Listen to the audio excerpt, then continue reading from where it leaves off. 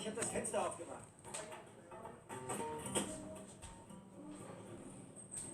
Die sich nicht an uns erinnern? Das wollten wir rauskriegen. Verzeihen Sie, Sir. Hi. Oh, hey, seht euch an. Was ist passiert?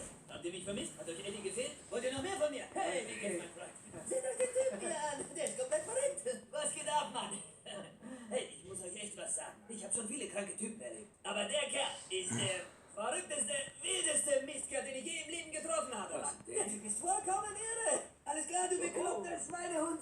Eddie, es ist nur so, wir haben überhaupt keine Ahnung, was gestern Nacht hier drin passiert ist. Ja, weil ihr eine Hochzeit, ihr Hochzeit?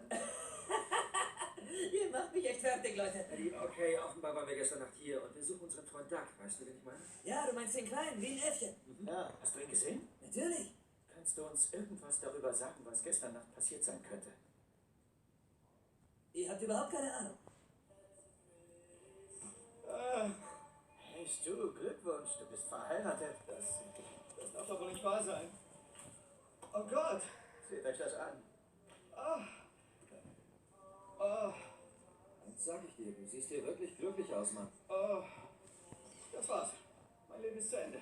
Du, es ist alles okay, so ein Scheiß passiert. Komm schon, Melissa wird nichts davon erfahren.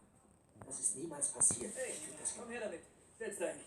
Hey, was ist denn das? Das Exklusivpaket, das habt ihr alles bestellt. Da hätten wir Kaffeebecher und Was? Basecaps, und Kalender.